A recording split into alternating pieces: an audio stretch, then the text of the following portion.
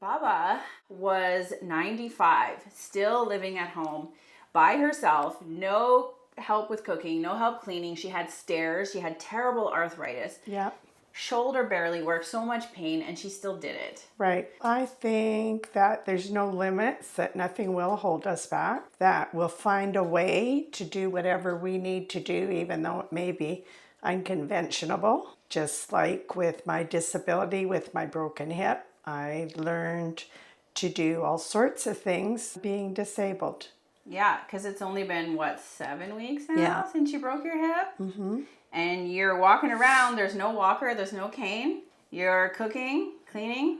Yes, and I even cut the lawn. The fact that you are cutting the lawn this many weeks after your hip replacement is pretty amazing. I'm actually really proud of you because you are 73, right? And you want to travel the world. You want to see the whole world. You went on a trip to the Amazon last month, and you don't think you realized how gnarly it was going to be, but you were hiking up and down muddy hills in the Amazon, going to a canoe down the river. Like, that's unbelievable. Yes, it was rough. It was very rough. And tromping through the Galapagos, over volcanic rock, all through the woods, everywhere. Because you have no ACL, you have bone-on-bone arthritis in your knee, you have multiple bulging discs, you have rheumatoid arthritis that you were just diagnosed with. So what would make someone like you feel like, hey, I'm going to go on this trip and hike through the Amazon?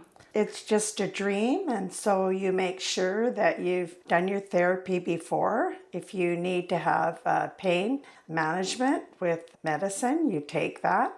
And you just make up your mind you're going to do it, and you do it. I remember you texting me and being like, well, Janice, it's awesome, but I'm living on painkillers right now. Right, that's right, I was. But it was nice because you had a bunch of people to help you carry your bag and hold your arm and everything. Yes, we had a group from Cambodia, and he helped people escape.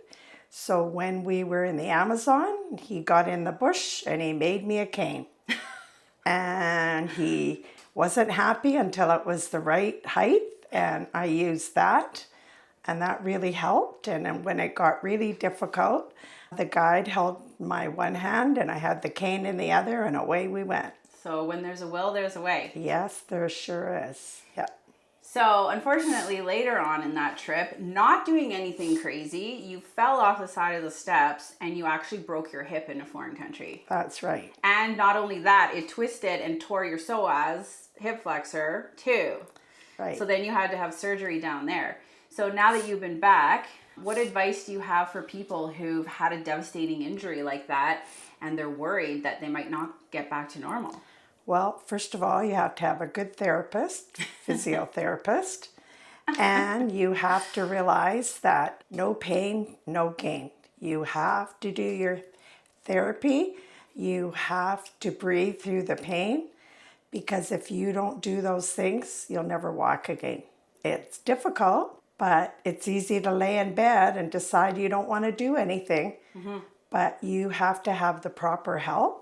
You have to listen to what they say, and you have to do it even though you don't feel like doing it. And if you do all of that, you'll be like me, moving around. So you actually paid for my education, so I really appreciate that. And do you feel like you've recouped some of those costs in certain ways? I recouped a lot of the costs. And not only that, when your dad had cancer, if you hadn't put him on a physio program to work at home, he would have never been at home to the end.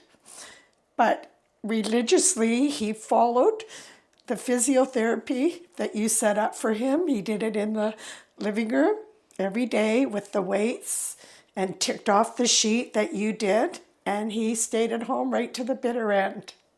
He was so good at following instructions. I was so excited that he would actually do that. And then what would the doctors and nurses say when they didn't know him? They would talk to him on the phone and be like, okay, how are you going to get him in here? After a year of having stage 4 cancer, they expected him to be a certain way, right?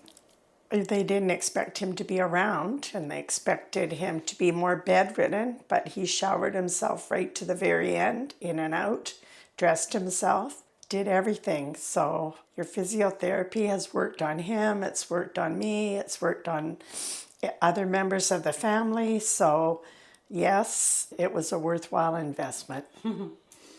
So how about Bubba? So I had worked with her too. So I felt really bad because she lived in Victoria, so she wasn't really close to us, and she wouldn't move here, and we couldn't leave our jobs to move over there. Yeah. And one day she ended up telling me that she couldn't toilet herself anymore because her shoulder impingement actually prevented her from reaching behind. She couldn't stand up off the toilet because she was too weak, so she actually put a towel over the rack and she would yank herself up with the towel, which I thought was pretty amazing. It is amazing. And yeah, she found industrious ways to do things too.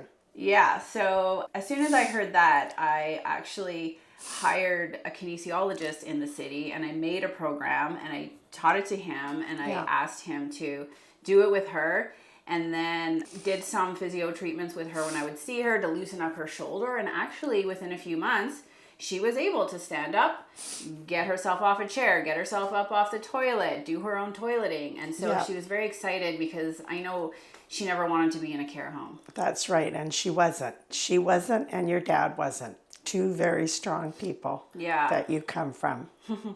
So that's one of the things that makes me so passionate about helping seniors is stay in their homes. Is normally it's just a matter of strength, and people don't know that. They think, oh, once you're old, this is what's going to happen. Yeah. But, my experiences with them made me realize when I was working with Johnny's dad that this is possible. And if someone's willing to do the work, the sky's the limit. As long as they don't have some kind of weird disease that's eating their muscles away, any senior can strengthen and stay at home. And I could just see how nice it was, like, to have them here with us and not have to have them with some strangers or have to travel to see them. But it's nice for the whole it was nice for the whole family. Mm-hmm.